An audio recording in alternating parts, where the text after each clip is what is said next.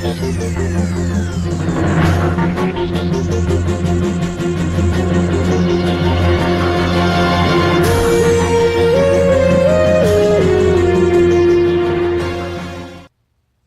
up, everybody? It is TJ. Thank you again for tuning in to Talks with TJ. As always, please go ahead. If you love to watch my videos about budgeting, how I'm able to go ahead and afford sneakers because I'm responsible with money, as well as just how you can take charge of your financial future, go ahead, hit subscribe, and then hit the bell. That way you can actually be able to know when I put out new videos, which I'm going to try to do consistently every single Monday.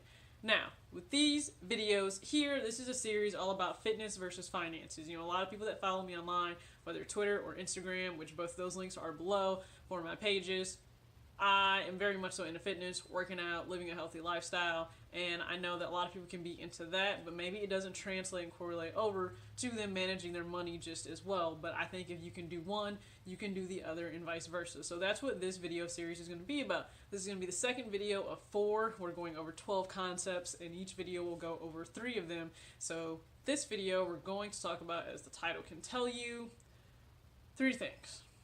First one's going to have to do with just planning, macros, and then tracking. So that's what this is going to be about. When it comes to the macros, you know, I'm not one that sets them, provides coaching, guidance, none of that. I'm actually going to link a video, or link at the very end of this video, Amanda's page. Her page is simply Mander. She is amazing. She has great videos about macros, tracking, MyFitnessPal app, all of that. So all of her info will be below as well for her Instagram, and then I will go ahead and put her channel at the end. That way you guys can click on it, check her out, subscribe, and hopefully find a ton of information that you would need if you have questions about macros or tracking. So let's get into it. I'm going to try to keep this short if I possibly can. Hopefully you like the shirt, Nike obsessed. What? I'm trying to hide it. Alright, so the very first one is having direction. And yes, fitness and finances are exactly the same when it comes to having direction. If you are walking into a gym and you have no plan whatsoever, you just walk in and you're just doing whatever, that can be great. It can be stress-free. It can be fun. But however, if there's a deliberate goal that you want to reach and you go in without a plan, you could be lifting for hours, running for hours. You could be doing any number of things in terms of movement. It doesn't mean that you're actually going to get any closer to your goal, because you're just kind of meandering and wandering about in the gym without any direction. If you actually have, you know, a goal in mind and you are making sure that you are sticking to a plan, it can actually go ahead and help. You know, that's why people have plans. So our trainers create plans for people, because they might not be that well educated enough to go ahead and create a plan for themselves. That's going to give them direction in the gym.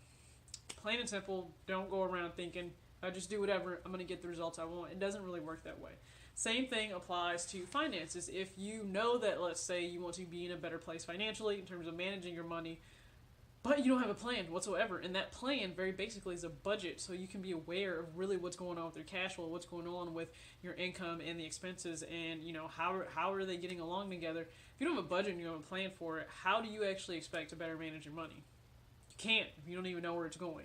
So you need to have some direction for both what you want to do with your life in terms of fitness and what you want to do with your life in terms of money management. Second concept we're going to go over, try and get this out of the way. Second concept we're going to go over has to do with the essentials. And the essentials in terms of fueling your body, we're talking about macros. Now, if you don't know what macros are, what I'm referring to, I'm actually going to refer to 4. Protein, carbs, fats, and then fiber. You know, those are the 4 essential macronutrients that a lot of people will take into account when they are trying to reach a goal, whether it's, you know, trying to lose body fat, whether it's actually trying to gain lean muscle mass, whether it is just trying to maintain the weight that they are, but they want to make sure that they're doing it in a healthy way. You know, these are the 4 items that you pay attention to. And if you ever look on the back of a nutrition label, they will actually have the macros for pretty much everything. So you can see how much protein is in a serving in a pack, carbs, fats, fiber as well. You can see all of that, and those are great things to be able to track to see, how am I feeling my body? Am I getting enough protein? Am I fueling my body with enough carbs? You know, maybe I'm feeling sluggish.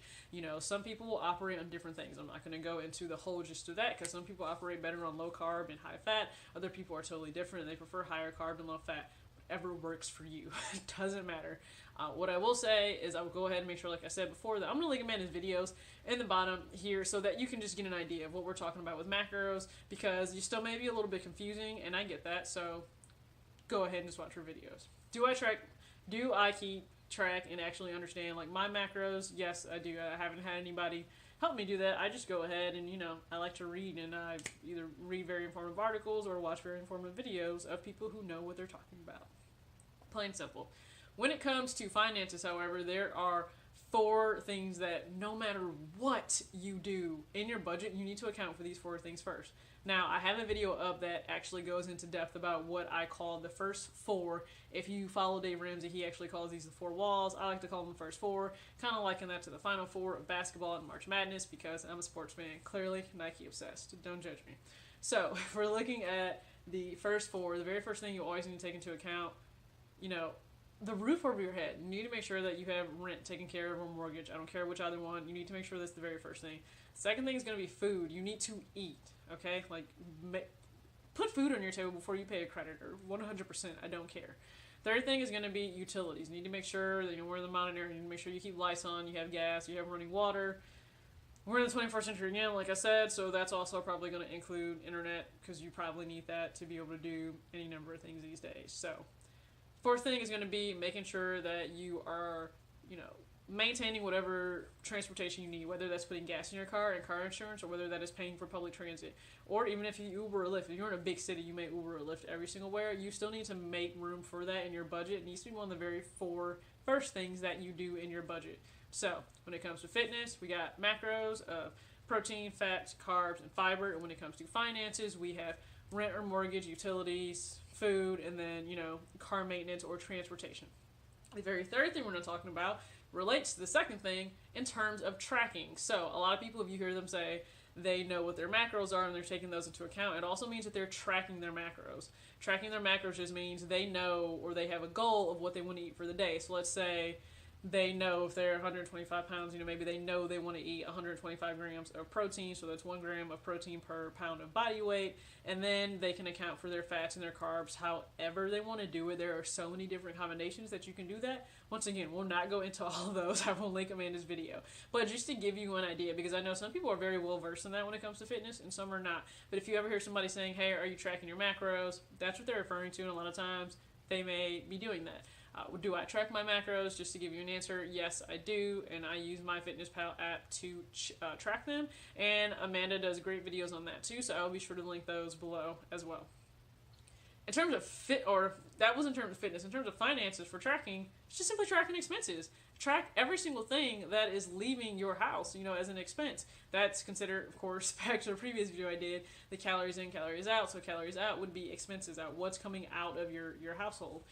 Whether it's cash, whether you're paying with debit, credit, I'm the biggest fan of credit cards, you're paying with credit, it doesn't matter. You need to make sure that you're keeping track of everything that is going out of your actual household or that's being taken from your income and going somewhere else. You need to track because you need to get an idea of what's going on, because this does help in terms of, am I overspending when it comes to eating out, or am I just simply under budgeting when it comes to groceries? Because a lot of people have that problem where they under budget when it comes to groceries, but then they overspend on eating out, and you do need to find that balance. If you're not doing this, it can be extremely difficult to say, I just feel like, I don't have enough money at the end of the month. Well, it could be that you have enough money, but you actually have no idea what's actually going on and where your money's going. I mean, sometimes when that comes up, it can be going to late fees, and you could be paying money in late fees versus just being more responsible with your money, let's say, and keeping more money in your actual household for you to budget in other ways. So these are 3 simple concepts that we're going to go over in this video today. Pretty simple, but it just comes down to you need to make sure that you have a plan, make sure that you are taking care of the first 4 things, whether it's in terms of fueling your body with macros or taking care of the first 4 of your budget, and then finally, tracking. You need to kind of know what's going on. You don't have to track in terms of what you eat in your body. You don't need to track that 24/7 for life. That's not necessary. Some people don't track, let's say, their expenses 24/7 maybe as diligently as they did when they were in debt versus when they're out of debt. But I would still say go ahead and track your expenses. Look at Fortune 500 companies. They still track expenses going out, so there's no need for them to do it and you not to do it. That's just personally how I feel. So hopefully you guys got something out of this video in terms of fitness and finances being extremely parallel to each other. And hopefully I was able to, just give you some insight there. This is the second video of a 4-video series, so hopefully you stay tuned and subscribe. That way you can watch 3rd video and 4th video that will be coming soon. Thanks.